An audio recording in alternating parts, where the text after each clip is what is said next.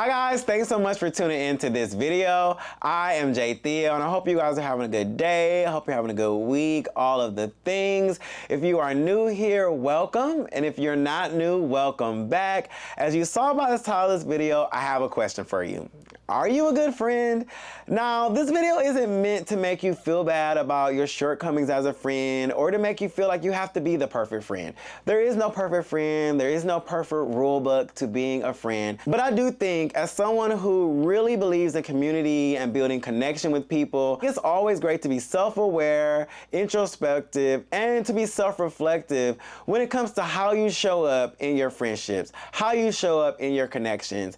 And I think this video, with the 10 questions that I'm going to pose that we all should ask ourselves, I think it's great to use these as a tool to determine how are you showing up as a friend, but also to even determine in some of your even more intimate relationships like family members or romantic partners. I think these questions can be valuable as well, because in any relationship, you should be a friend first. So y'all, with all that being said, let's go ahead and dive into the 10 questions I think you should ask yourself to determine if you're showing up as a good friend. Number one, and this one is super important and super special to me because this is something I definitely had a hard time doing and still something that I really work on when it comes to my friendships and my family and any connection that I have is, do you listen actively and show genuine interest in your friends' thoughts and feelings? So the active listening is such a key component because a lot of us, when we're talking to our friends or listening to our friends, we're just listening to respond. We're just waiting for them to finish their sentence so we can jump in and respond. And we can jump in and give advice, and we can jump in and be that savior or give our 2 cents.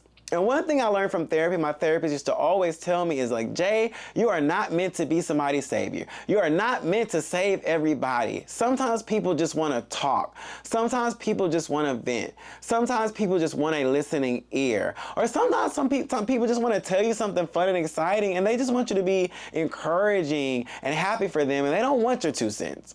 So actively listening is something that I feel like we all should be working towards. We should all be asking ourselves what we are doing. And I think sometimes just being silent is the first step in actively listening. Sometimes you just being silent, being present in the moment with your friend is a great way to be an active listener. One thing about Drew Barrymore, I think she does a lot on her show, is she's always in the person's face and she's always like touching them and all that. But I think that's her way of actively listening. I think for her talk show, she needs to be all in their face, fully be present, fully immersed in the person to make sure that she's actively listening. And I think for a lot of us, we all have to find our own way of doing that. How can we can actively listen to our friend? But a lot of us will zone out when our friend is telling us a story, or we will kind of let our attention kind of fade when we're maybe not as interested in this talking point, or like I said earlier, just waiting to respond. You want to say what you want to say. You don't want to lose that thought.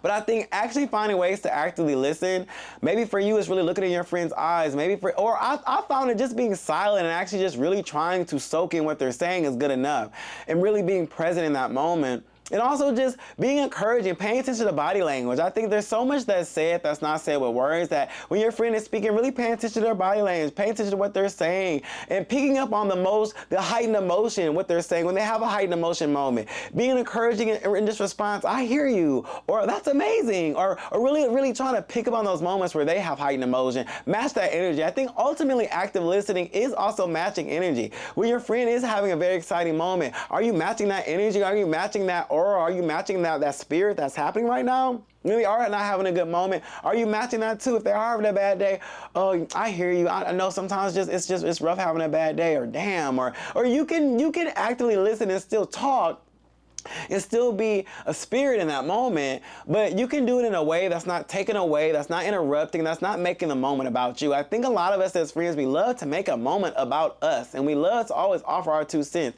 and we love to save, and it's not always our job to save. Sometimes somebody just wants to listen and ear, they just want to vent, they just want their friend to be there for them in silence, and sometimes that's all that's needed. Number 2, this is a good one.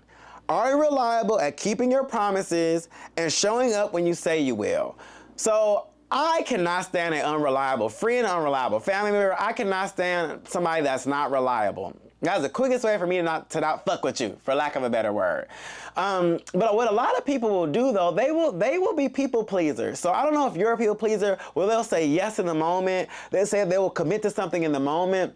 And then when it comes down to it, they can't actually be there, or they don't have the capacity to be there. And I think as a friend, you have to know when and when you don't, when you have the capacity, and when you can show up and when you can't show up. Because honestly, knowing when you can show up is still showing up for a friend, because you're not putting them in a compromised position. If you tell me you're going to come to this party or come to this event, and then last minute you cancel on me, now that's a moment I could have asked somebody else to come. Or I could have maybe not went if I didn't want to go by myself.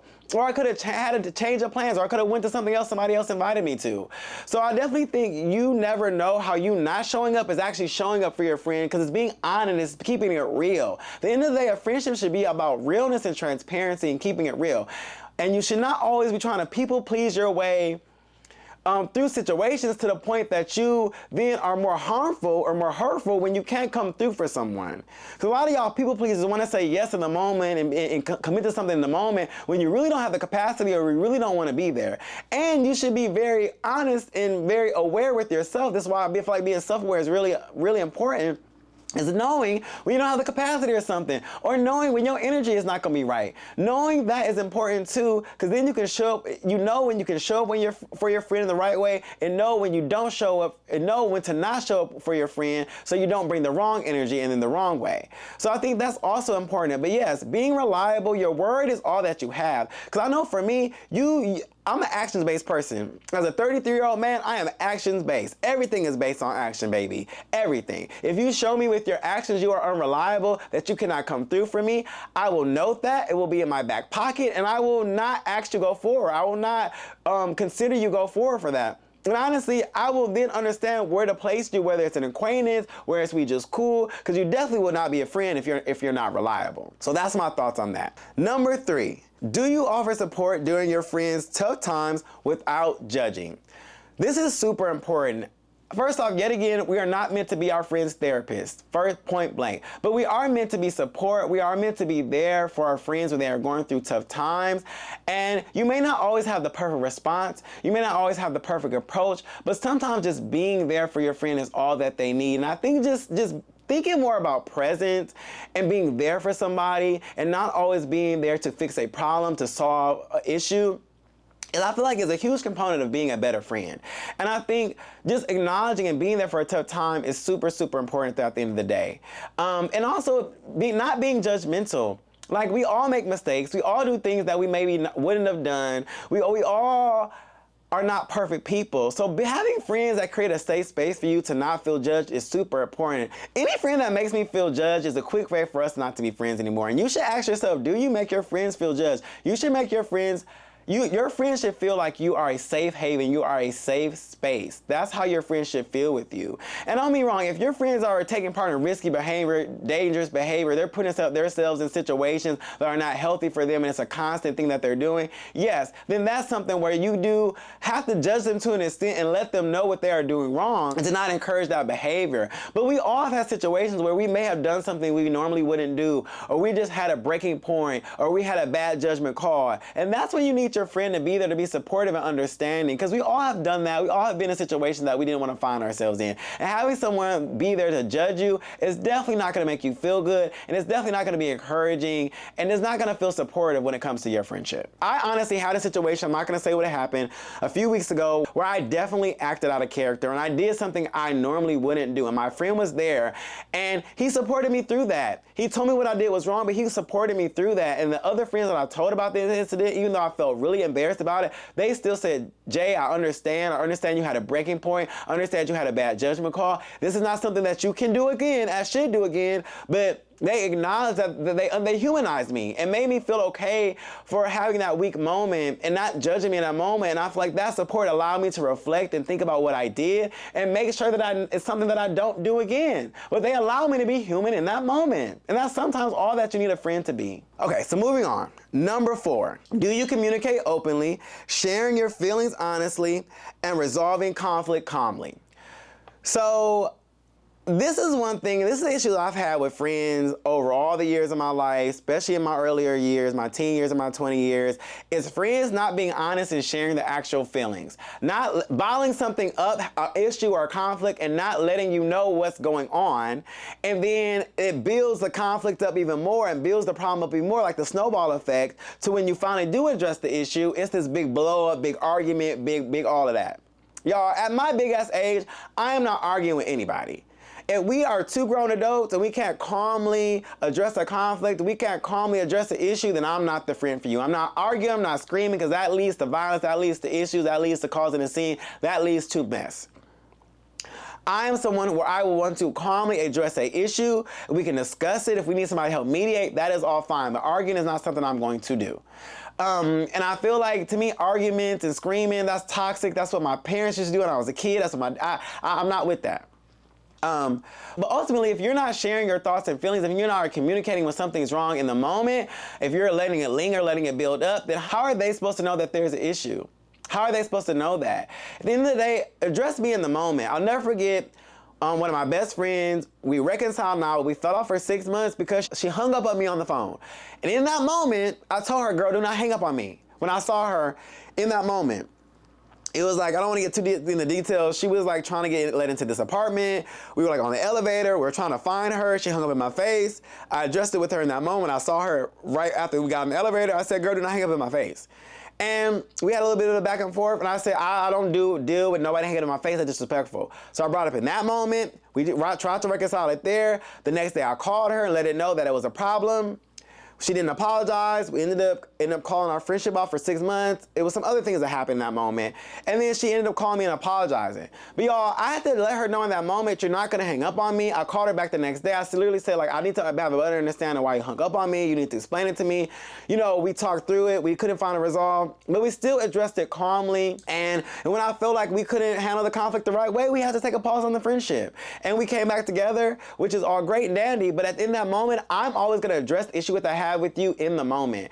And I get sometimes you can take a beat, you can take a moment, you can maybe call the next day, things like that, but we're not gonna let things linger for weeks and weeks and months and months. Communicate to your friends. Let them know what's going on before conflict builds. And when conflict does need to be addressed, there's no reason where you need to argue, fight, tussle, and bustle. We are all adults. Okay, number 5 is a good one where I feel like Number 5 is one that I definitely think a lot of friends need to talk about more, is do you respect your friends' boundaries, including their limits and personal space?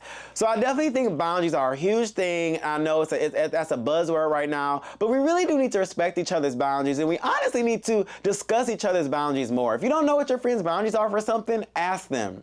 Ask them. But also, you bring up your boundaries. But when it comes to you, do you respect your friends' boundaries? Do you? And I think that's something it's a lot of tough pill to swallow for a lot of people, is respecting people's boundaries. I know for me, I don't like to be on FaceTime randomly all the time. I like when people call me on I like to be on FaceTime, but I don't like when somebody randomly call me on FaceTime and want to be on I don't like that. I like being on the phone because I can move and groove and I can do things when I'm on the phone. Because I think talking on the phone is a time suck, even though I like to talk on the phone. It can take a lot of time away if you're just on FaceTime. So that's a boundary I have. I let friends know I'm not big on FaceTime, but you can call me, you can voice note me, we can text. I'm not the biggest texter, best texter, but if you text, I can get what you texting here and there.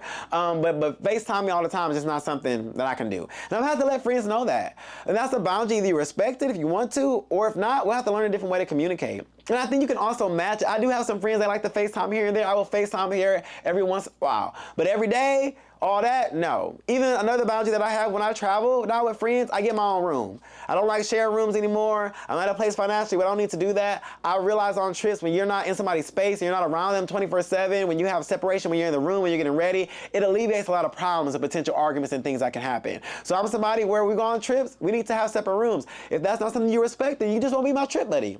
I can respect it. It's not that we don't need to be friends, but that's just a boundary that I have. I know some friends, people don't like to be touched. They don't like to be touched and hugged too much. I have some friends like that. They don't want to be hugged every time we meet. They don't want to be touched. I respect that. You know, I think we all should get to a place of understanding people's boundaries, respecting them. If you don't know someone's boundary, ask what their boundaries are. I think that's a great initial conversation when you get to know a friend. And even just a check-in with a friend. Is there anything that I did, or there's boundaries that you want to let me know, or anything with our friendship that I should understand and respect? It's okay to check in, y'all, and communicate and ask these questions. But I definitely think boundaries, respecting people's boundaries, can cause a lot of issues in friendships, especially these days. But I definitely think that you should ask yourself if you do that, if you respect your friends' boundaries, especially when it comes to time, communication, and personal space. All right, number 6, do you show appreciation for your friendships regularly? So I definitely think that a lot of people can take their friends for granted and do not always show up and show appreciation. Now, appreciation can show up in different ways for your friends. I know for me, it can just be letting me know you love me and acknowledging when I helped you, supported you through something. It can be, especially for me, birthdays are a big deal for me. I definitely like being shown love and appreciation on my birthday, on special days, holidays, things like that. Or when I have a tragedy, showing up for me in those ways. I definitely think that that's how I receive love. And for somebody else, that could be something different. It could be as simple as just you saying, I appreciate you, I love you, girl, you helped me through with my breakup, or girl, when I was interviewing, I'm so glad that you helped me to take the stress down, and you got my mind off things when I was interviewing, I was so stressed out, whatever. I think there's ways you can do it, but I definitely think make sure that you're doing that for your friends. A lot of friends may not feel appreciated. And I definitely have felt unappreciated in friendships, and I've definitely, as someone who gives a lot more, I definitely am a giver. I like to help my friends more. I definitely am one of those friends where I show up a little bit more emotionally. I show up a little bit more physically, quality time and things like that than some of my other friends. So I definitely understand feeling underappreciated. So definitely ask yourself, do you find ways to show appreciation to your friends? And do you show appreciation in ways that you know they would appreciate it? Like, you know what your friends like. If they like certain gifts, it's like, sometimes it can just be as simple as, hey girl, I was passing by, I was coming over, but I was passing by McDonald's. I know you love an Oreo McFlurry, girl. I'll pick you up an Oreo McFlurry. But if there's something, or I saw this candy that you always like to eat, or I heard you were, you were studying, I know you needed some extra note cards, or whatever. I feel like there's always some way, or I got you your favorite study snacks. I know you were having a hard time studying, or whatever it is. Whatever it is, anyway, you can kind of be an act of service. Definitely figure out how to show appreciation and show it, because I do think a lot of people can feel used, can feel taken advantage of, and can feel that their friendship is being taken for granted. Number 7, which is a huge one for me. Do you make an effort to spend quality time and engage in meaningful activities with your friend? Meaningful activities with your friend. Now, hey, everybody's not a friend. So you can have that acquaintance that you turn up friend, that's your club buddy, that's your turn up buddy, that's your party buddy, that's your drinking buddy, and that's all you do. And hey, that's what your acquaintanceship is built on. When you call somebody a friend, that usually means a deeper connection, a deeper bond. So are you spending quality time with them? Are you planning things to do with them based on their interests? Are you taking that role? I know for me, I'm a big planner in my friendships. A lot of my friends don't always take the lead to plan. And I would let them know that I want you to plan sometimes. It makes me feel special to be like, hey Jay, I know you love sushi. This new sushi restaurant opened up. You trying to go? Or I just made reservations. Or hey boo, haven't seen you in a while. I know you're about to go on your trip. You want to go shopping together for your trip? Like, those little things mean a lot. Hey, I know you're a big gamer. Do you want to come over and play Mortal Kombat, play Street Fighter, or this new game just came out you want to play? Those things are, they're very meaningful. Like, as someone who loves that kind of stuff, they're very meaningful, and that's for me, they're very meaningful. But I definitely think showing up and spending quality time outside the club, outside the party, outside being drunk, outside all of that is super important for somebody you actually call your friend. And how do you make sure that quality time happens? Have you understood what quality time means for your friend, and how do you make that happen? How do you take a leadership role in making sure that you have quality time? So I definitely think that's an important one to really consider when you are establishing how you show up as a friend. Number 8, are you someone that is encouraging and motivating towards your friend, and do you celebrate their successes? So this to me is a huge one to determine if you are a good friend to your friend, and this is a good way to determine if people are good friends to you. Because to me, if you are not motivating or encouraging when I have my successes, and when I'm trying to build some goals, and I'm trying to pop out here, you are an op. If you are jealous when I'm doing my thing and I'm growing and building, you are an op. If you're not motivating or encouraging me, you're an op. If you're making me second guess myself, if you're diminishing my successes, if you're not allowing me to have my moment, you're an op. And I feel like an op can be a friend, it can be a family member, and it can be a lover. And a lot of y'all need to ask yourselves, am I encouraging when my lover, when my friend, when my family member is doing their thing? Am I celebrating their successes? Because a lot of y'all, a lot of people, not y'all, but a lot of people will be someone who shades and diminishes somebody's successes and who is demotivating and not encouraging. And to me, that is an op. So I definitely think that is something to definitely determine and evaluate you as a friend. And I understand we can get jealous and we have moments of jealousy. That green ugly monster comes. That envy comes when somebody's having a success or somebody's having a win before you did, or they're doing something you wanted to do. But a good friend is somebody who checks their jealousy. And as you get older and as you become a more mature adult, that is something that you have to do. You have to check that jealousy. You have to check that envy and still be there and be in support of your friend or your lover or your spouse or whoever it is. That is being a good friend. That is being a good friend. You should not be bringing somebody down because they're having a win over you. And that's one thing, when I notice little things like that, you're an op and you're not in my camp anymore. You will be dropped down to acquaintance or nothing. I'm sorry. Point blank, period. Number 9, this is a big one. Are you trustworthy at keeping your friends' secrets and maintaining their trust?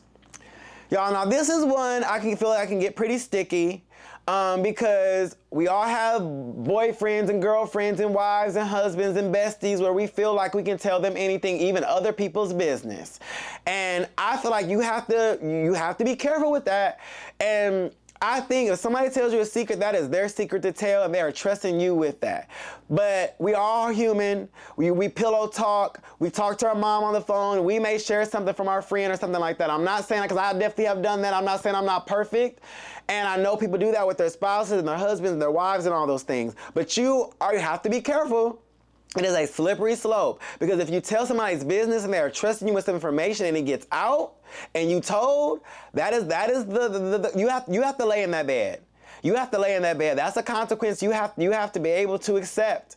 And it could be the loss of a friendship. It could be the loss of a connection. It could be a loss of a lover. It could be ruin of a relationship with a family member. So you have to be careful with that. If somebody tells you a secret, that is their secret to tell. They're not telling your husband. They're not telling your wife. They're not telling your girlfriend. They're not telling your mom. They're not telling your spouse. They're not telling your boyfriend. They're not telling your bestie. So be careful with that. But I think trust is something that is super important. And I feel like trust is all you have. It's another thing. The word is all you have. When you break that trust, it can take a long time to get it back. So definitely be careful. But I've seen that happen a lot in friendships, where you tell somebody business and that is the end of the friendship. Or that's the reason somebody breaks up. Or that's the reason why somebody may not talk to a family member for years.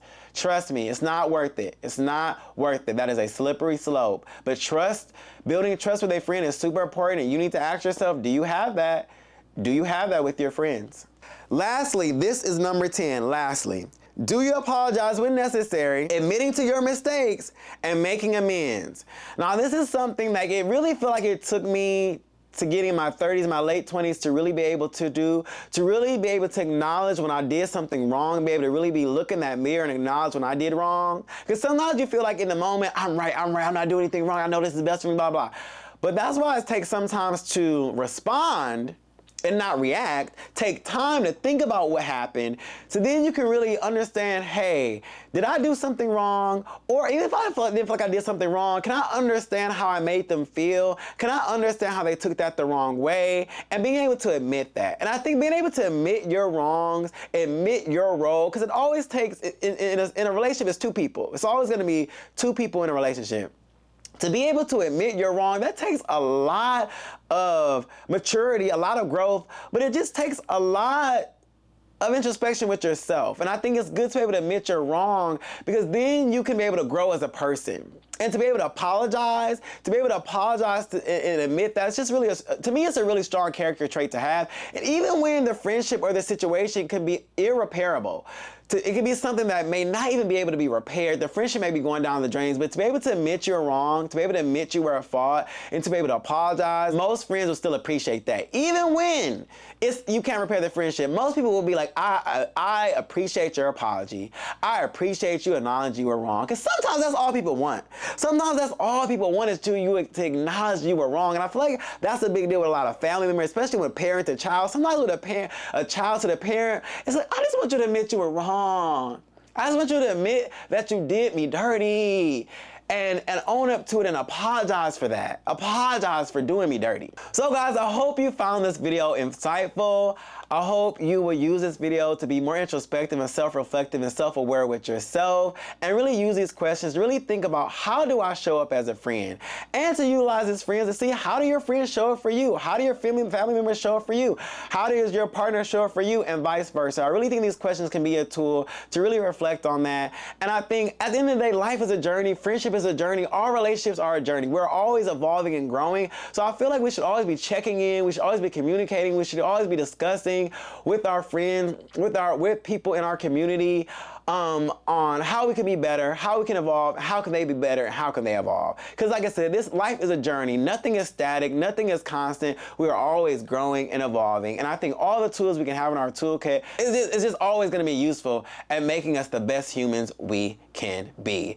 So if you guys have your thoughts on any of these questions, or if you guys have tips and tricks how to be a better friend, how to show up as a better friend, if you have any stories to share in the comments on how someone didn't show up as a good friend and you realize that, or how you had a bad moment and it taught you how to be a better friend, please let me know. Please drop all the thoughts, all the discussion in the comments. I love discussing with you all. If you guys are enjoying this content, please be sure to like and subscribe.